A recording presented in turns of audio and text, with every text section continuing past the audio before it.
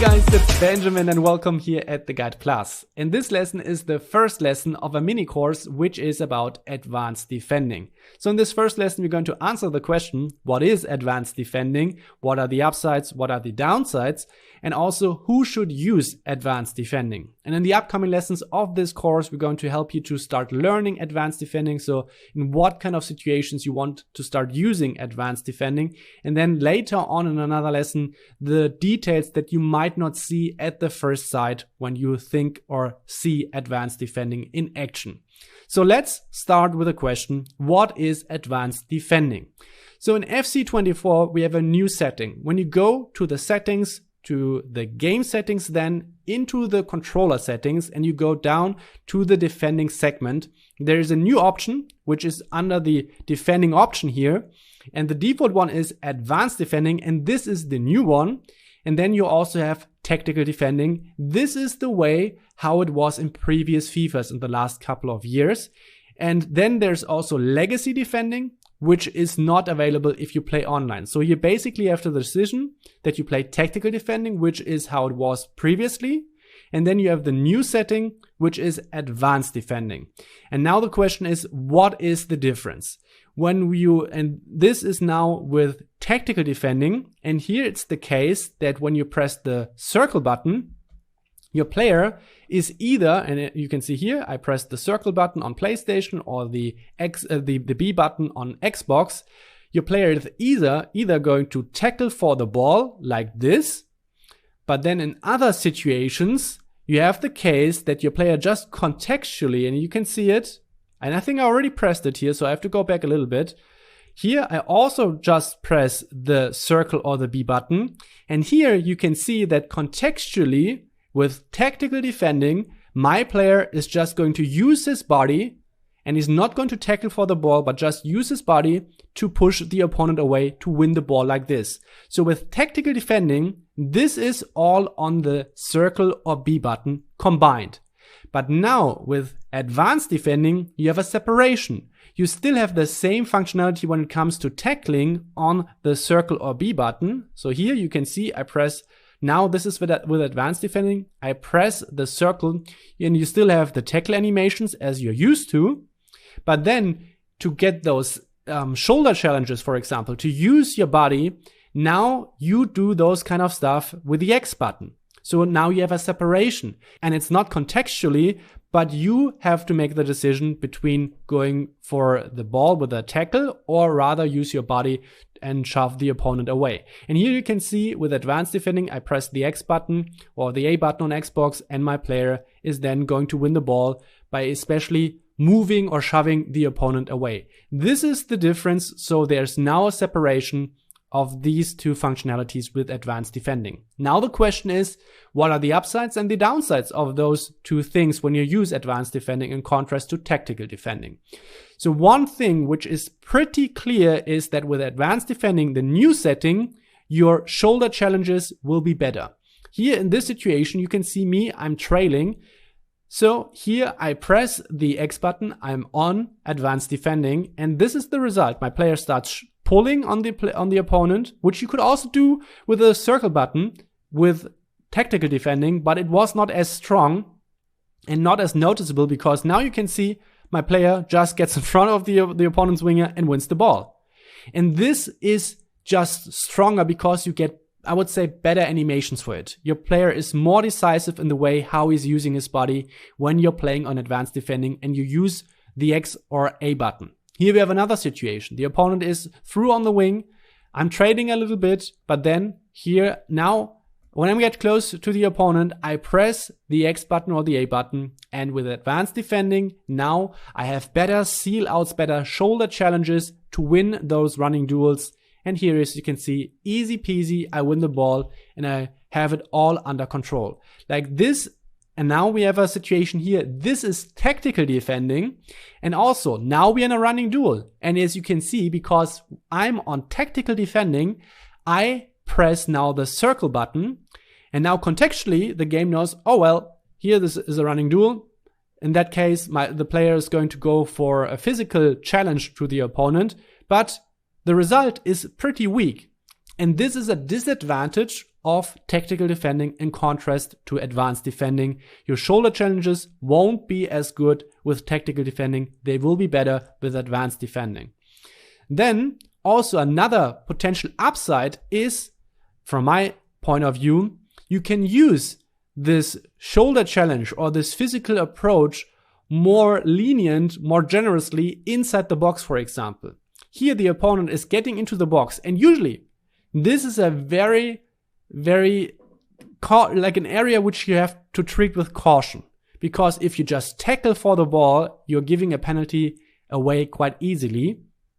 But here, as you can see, the opponent just changed direction, and now I just press the X button or the A button on Xbox, and then my player just does an attempt to just go for the ball by pushing the opponent away. And in contrast to tactical defending, I can use this more freely. I don't have to be as cautious by using it inside the box, because he's just trying to use his body to get in the way and to win the ball, and he's not just tackling. And this is the danger when you use tactical defending, that you tackle and you just hit the opponent, he's falling down, you concede a penalty. But with advanced defending, you can use this more freely, and it didn't happen to me as of yet that I gave away a penalty by just using the X button inside the box. So this was one situation, and here I think also another point that I want to point out is, even though you might in some situations might not make the right decision, so this is you have to make a decision if you go for a physical approach or you want to tackle the ball, and even though you might not make the right decision, and this is what's happening here, I press the X button, and it might not be the best way to resolve this, my player still does a tackle sometimes. So I just want to illustrate as well that even though you might not make the best or right decision, it won't be the case that this automatically is going to lose you the situation and you're going to concede because of that.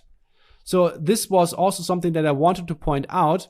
And here also, as you can see, now inside the box, in that case, I just use the X button, and my player maybe just shoves the opponent a little bit, and this was enough so that he doesn't get to the ball anymore, and we're going to get a goal kick or goal kick. So the thing is, and what I wanted to explain with this situation here is, and I wanted to make clear, in this situation, it might also not be as easy for you to understand, is this a situation where you should tackle, or should you use the physical approach with X? And this is obviously one of the downsides when it comes to advanced defending, because you have a new decision layer, a decision that you have to make constantly in the defense, that you have to think about. Do I go for a tackle with a circle button, or do I go for the physical approach with the X button? So this makes defending obviously more complicated, but it rewards you if you make the right decisions. I would not necessarily say that this here was the best decision, but still worked. But overall, if you make better decisions or the right decisions more often, you will be rewarded. But here you have a clear downside. Here, this is an old reflex of mine. I was moving out a little bit, now I'm trailing, and then because I was playing FIFA for so many years with tactical defending, a reflex kicked in and I pressed the circle button, but I was on advanced defending. So usually now he would have started pulling and there would have been a chance to get back into the duel with tactical defending, but since I was on advanced defending, I totally lost control here. My player didn't have any chance to get to the ball, and now the opponent is through and has a decent chance to score a goal, because I was using the tackle function, and at the end he scored the goal, because I was using the tackle function with advanced defending in the wrong spot, and it was just because I was not used to it to press in those situations the X button and not the circle button. So I want to just tell you or explain the downside of using advanced defending is that you have to make another decision all the time between those two functionalities, which would be easier. But the upside is if you hit the right choice, and it doesn't have to be the perfect choice, you have better outcomes. So now this leads me to the last segment of this lesson. And it's about the question, should you use advanced defending? And for me right now, it's quite clear that I would say advanced defending is superior to tactical defending. But this doesn't necessarily mean that I would recommend it to everybody, because it can also be too complicated, too hard for you to make it work. But I would not say that there's a certain boundary. For example, you have to get at least X amount of wins in the weekend league, or you have to be in division X or higher. So now it makes sense for you to go advanced defending. I would not say that this is the right approach. It's more like, how do you feel about the game right now?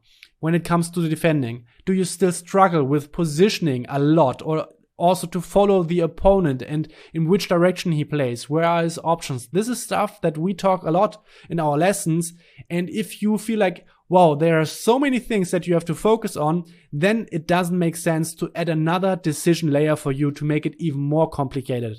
But on the other side, if you are up for the challenge, and it's also fine for you that, for example, you say, you are willing to learn. As a player, it's totally fine for you that for a certain amount of time or time window, you might have problems with this new way of defending. But this is okay for you as long as you have the prospect and perspective that at some point you will be better. So if this is the approach, how you face those challenges, and you're willing to learn, then I would say, go for advanced defending, try it out, and go for this challenge, because overall, if you follow through and you're willing to learn, and you're also reflective in the way that you look at those situations and say, okay, I made a mistake here, and you're able to understand why this was not the right option, then step by step you will be learning how to use advanced defending. And if this is the way how you approach such a challenge, and it doesn't matter if you're in division 10, 8, 6 or whatever, if this is the way how you approach the game, for you it's fine to be a little bit weaker for some time, but then in the long-term perspective, you're a better player, a stronger player if you master it, then you should try advanced defending, because I think the ceiling of advanced defending is much higher, and it might be worth to put the effort in to learn it and to make it work. So this is it for today's lesson about the basics, basically, of advanced defending. And in the next lesson, we are going to help you to identify the situations when you should start using advanced defending, so how you want to learn advanced defending. Stay tuned for this. This is it from my side. Keep a clean sheet. I'm out.